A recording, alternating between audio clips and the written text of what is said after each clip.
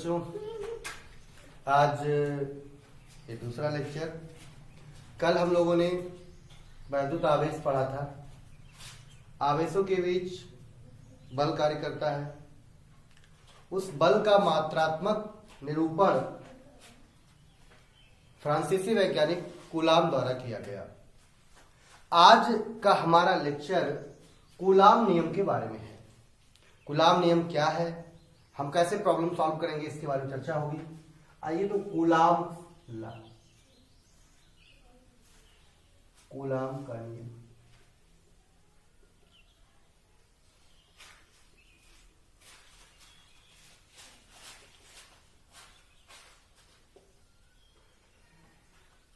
देखिए, दो आवेश एक दूसरे को आकर्षित करते हैं अथवा प्रतिकर्षित करते हैं।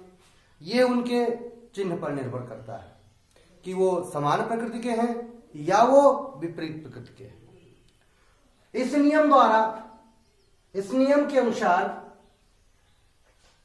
किन्हीं दो स्थिर बिंदु आवेश, एक पॉइंट बिंदु आवेश, हम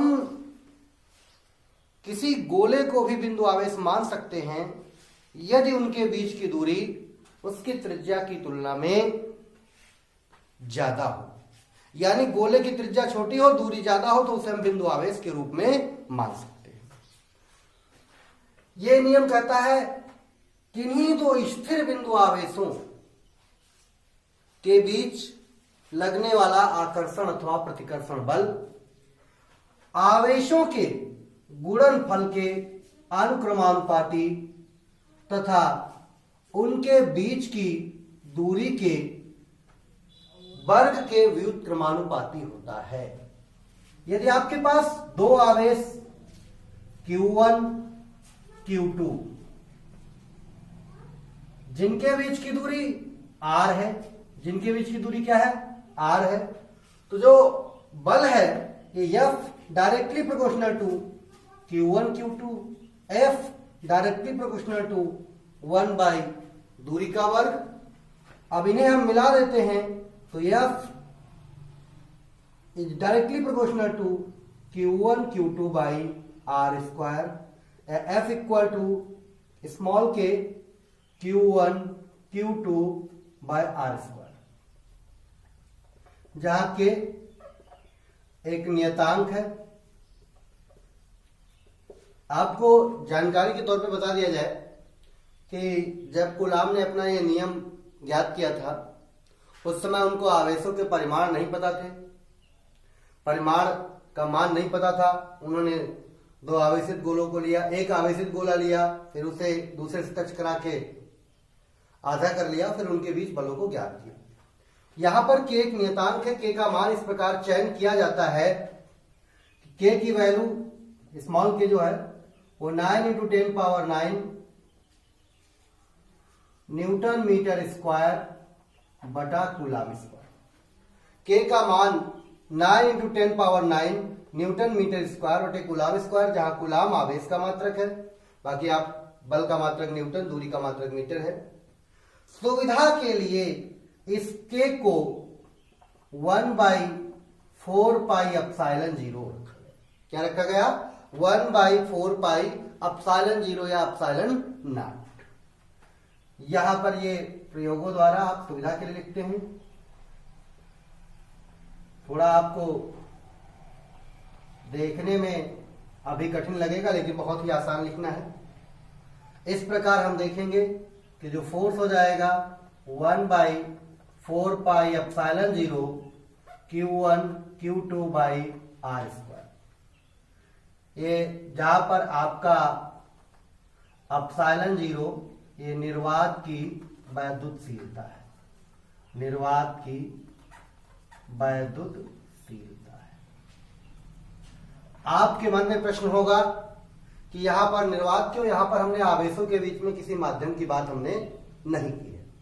यदि आवेशों के बीच में कोई माध्यम हो, यदि आवेशों के बीच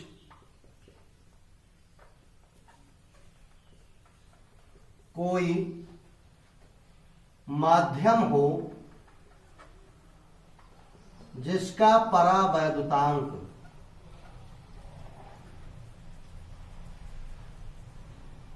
जिसका परावैद्युतांक कैपिटल Q, तब बल जो होता है F dash is equal to 1/4πε0 K Q1 Q2 by R square, जहां K क्या है, माध्यम का, जो आपने आवेशों के बीच में माध्यम रखा है उसका परावैद्युतांक है। अब आप बात करें कि यहां पर एक शब्द आ गया परावैद्युतांक, ये क्या है? परावैद्युत पदार्थ जिन्हें हम साधारण शब्दों में विद्युत रोधी पदार्थ कहते हैं, इनके विद्युत रोधन का संख्यात्मक मान है, विद्युत रोधन का संख्यात्मक मान है। हम आपको बताना चाहेंगे कि K का मान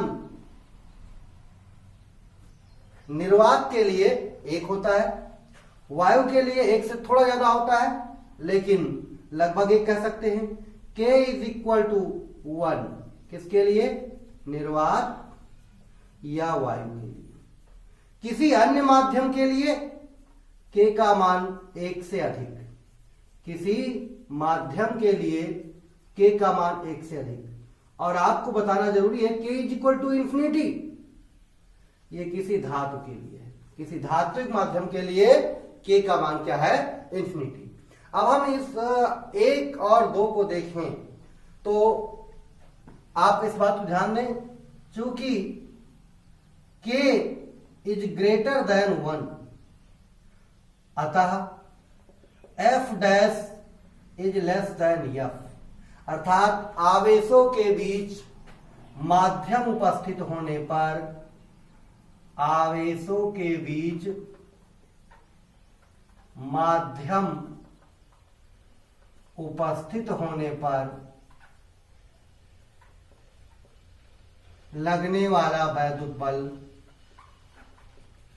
घट जाता है।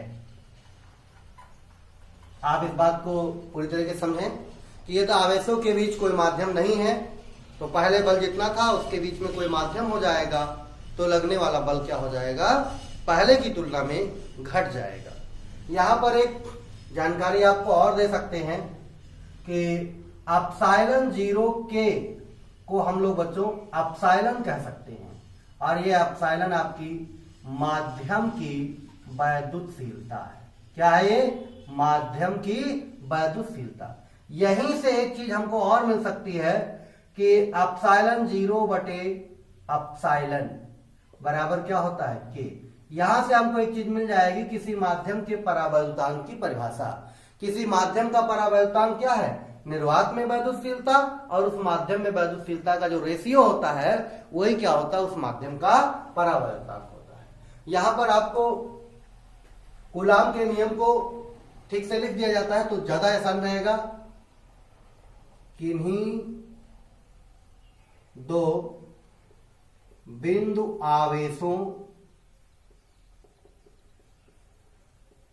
के बीच लगने वाला आकर्षण, सॉरी से वैद्युत आकर्षण कह सकते हैं, वैद्युत आकर्षण या प्रतिकर्षण बल आवेशों के गुणनफल के अनुक्रमानुपाती तथा उनके बीच की दूरी के वर्ग के व्युत्क्रमानुपाती होता है, व्युत्क्रमानुपाती होता है। अब ये बल कैसी राशि है बच्चों? सदिश राशि है, तो इसकी दिशा बतानी पड़ेगी। इस बल की दिशा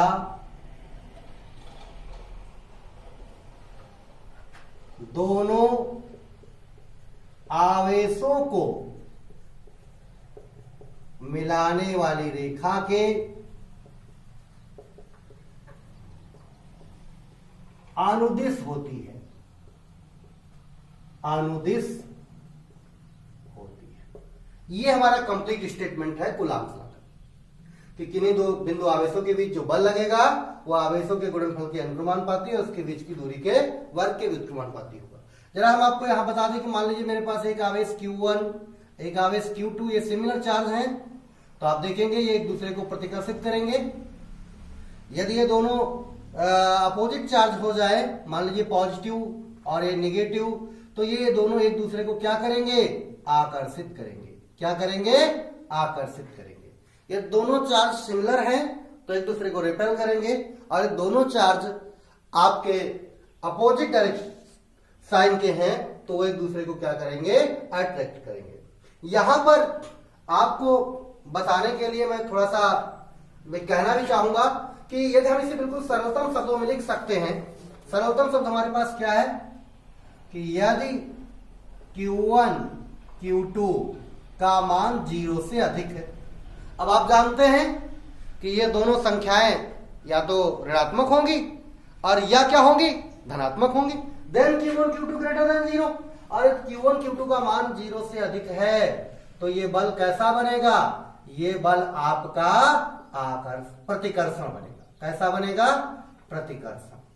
अब यदि Q1 Q2 less than 0, that is दोनों में से दोनों का गुणा किया जाए और वो ऋणात्मक आ जाए, 0 से नीचे आप ऋणात्मक में आ जाएंगे, तो ये हमारा क्या बन जाएगा, यह क्या बन जाएगा, आकर्षण बन जाएगा।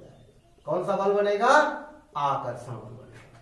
अब आपको हम फिर यहां पर बता रहे हैं कि इस कूलाम के नियम पर बेस्ड बहुत सारी प्रॉब्लम्स क्रिएट हो रही हैं।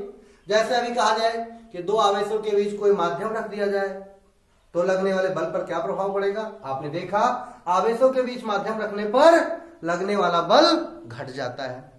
आपसे कहा जाए कि आवेशों के बीच की दूरी को बदल दिया जाए तो आप देखते हैं यह अनुक्रमानुपाती 1/r², दूरी को घटाएंगे बल बढ़ जाएगा, दूरी को बढ़ाएंगे बल क्या हो जाएगा, घट जाएगा।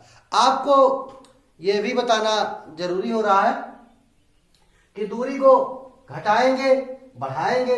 हम कह रहे हैं कि दूरी को घटाने बढ़ाने के साथ साथ में आवेश को भी परिवर्तित करें तो लगने वाला बल का मान क्या होता है, आपका बदल जाता है। यानी लगने वाला बल आवेशों पर, आवेशों के गुणनफल पर, दूरी पर और उनके बीच के माध्यम पर निर्भर करता है। यहां पर आपको बताऊं कि एक बार क्या कई बार भी ऑब्जेक्टिव प्रश्न बने हैं, दूरी को बदल देने पर बल कितना रह जाएगा, माध्यम रख देने पर बल कितना रह जाएगा, इन पर प्रश्न आपके बोर्ड परीक्षाओं में बने हैं। अब हम यहाँ पर एक शब्द अभी लिए थे एप्सिलॉन 0, थोड़ा सा बताना जरूरी है इसके बारे में। इस एप्सिलॉन 0 की वैल्यू आपको याद रखनी पड़ेगी 8.85 10⁻⁻12 coulomb square by newton metre square. क्योंकि हमको प्रॉब्लम सॉल्व करने के लिए तो हम 1/4 पाई एप्सिलॉन 0 की वैल्यू याद रखें 9 × 10⁻9, और या फिर हम एप्सिलॉन 0 की वैल्यू याद रखें तो हमारे पास वर्क हो पाएगा। अब आपको एक दूसरी हेडिंग की तरफ ले चल रहे हैं जिसका नाम है कूलाम के नियम का वेक्टर स्वरूप। थोड़ा सा चर्चा करना इसलिए यहां पर जरूरी है बच्चों की कूलाम का जो नियम है ये बल को बताता है, बल सदिश राशि है, तो इस नियम को हम वेक्टर रूप में भी लिख सकते हैं। तो कूलाम के नियम का वेक्टर स्वरूप थोड़ा ध्यान दें, ये भी इसी में है, कूलाम के नियम का वेक्टर स्वरूप। आप ध्यान दें, कूलाम के नियम को हम वेक्टर रूप में लिख सकते हैं। थोड़ा सा मान लीजिए कि दो चार्ज Q1 Q2 जिनकी पोजीशन वेक्टर्स R1 R2 किसी बिंदु से हैं, तो हम लोग मान लेते हैं कि ये हमारे पास ओरिजिन है और यहां से R1 दूरी पर आपका एक आवेश क्या है भाई, Q1 है, और यहां पर R2 इसका स्थिति वेक्टर दूसरे का है और ये क्या है आपका Q2। अब आप ध्यान दीजिए कि Q1 से Q2 मिला दीजिए तो Q1 से Q2 के बीच की दूरी हम इसे दो प्रकार से ले सकते हैं। आप बिल्कुल ध्यान दें कि ये आप Q1 से Q2 की दूरी चाहते हैं या आप Q2 से Q1 की दूरी चाहते हैं। देखिए दूरी तो दोनों बराबर होगी बट पोजीशन वेक्टर का डायरेक्शन बदल जाएगा, स्थित सदिश का डायरेक्शन बदलेगा। तो अब आप ध्यान दें, स्थित सदिश का डायरेक्शन आपको बदलना है। तो अभी आपसे कहा जाए कि मैं R12 निकालूं Q1 से Q2 की दूरी, तो आप थोड़ा ध्यान दीजिएगा।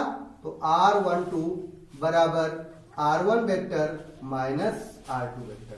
अभी मैं R21 वेक्टर निकालूं तो ये बनेगा R2 vector minus R1 vector. आप यदि यहां पर देखें तो R12 और R21 में सिर्फ किसका अंतर है? डायरेक्शन का अंतर है। That is R12 vector equal to minus R21। यदि हम R21 को पलट दें तो हमारा R12 बन जाएगा। अब आप थोड़ा सा इस बात को हम लोग ध्यान देते हैं कि हम बात करते हैं Q1 पर कितना बल लगेगा। तो Q1 पर Q2 द्वारा आरोपित बल, Q1 पर Q2 द्वारा आरोपित बल किसके द्वारा? 2 द्वारा। तो F12 बराबर 1/4πε0 Q1 Q2 बाई R12 का स्क्वायर। देखिए हम यहां पर वेक्टर नहीं लगा रहे हैं, इसकी जगह पर हम यूनिट वेक्टर से आपका मल्टीप्लाई कर देते हैं। यूनिट वेक्टर को मल्टीप्लाई करने पर परिमाण में कोई चेंज नहीं आएगा। अब आप देखिए ये F12 बल है किस पर? 1 पर 2 द्वारा लगाया गया बल, यानी Q2 द्वारा Q1 पर लगाया गया बल, जिसे हम F12 इस समय समझ लेते हैं। इसी प्रकार आप देखें Q2 पर Q1 द्वारा आरोपित बल, Q2 पर Q1 द्वारा आरोपित बल आप देखें F21 equal to 1/4πε0 Q1 Q2। अब हम क्या लेंगे? 2 से 1 की दूरी, तो क्या बनेगा? R21 का square into R21 unit vector. आइए आप ये 1 और 2 देखें। 1 और 2 में किसका अंतर है? R12 परिमाण में R21 के बराबर है, केवल वेक्टर में अंतर है। अब आप देखें फ्रॉम इक्वेशन 1 एंड 2 आप देखें तो F12 vector equal to minus F21, अर्थात कूलाम का नियम न्यूटन के तृतीय नियम पर आधारित है। किस पर आधारित है? कूलाम का नियम न्यूटन के तृतीय नियम पर आधारित है। आप ये सोचेंगे कि ये ऐसा क्यों लिया गया? आप सब फर्स्ट ईयर में पढ़े थे कि बल की उत्पत्ति का स्रोत न्यूटन का तृतीय नियम बताता है। तो ये बल कैसे उत्पन्न हुआ इसको कौन बता रहा है? न्यूटन का तृतीय नियम। अब आप देखेंगे तो ये आपका F21 भी है। कहने का तात्पर्य है कि कूलाम का नियम न्यूटन के तृतीय नियम क्रिया प्रतिक्रिया के नियम पर आधारित है, यानी जितना बल Q1 Q2 पर लगाता है उतना ही बल Q2 Q1 पर भी लगाता है। आज का लेक्चर हमारा कूलाम नियम था। कूलाम नियम का वेक्टर स्वरूप था। अगला वीडियो आपको कल मिलेगा और इसके लिए हमारे चैनल को इसे देखने के लिए लाइक करें, सब्सक्राइब करें उमेश सर क्लासेज। धन्यवाद। अगले दिन फिर मिलेंगे।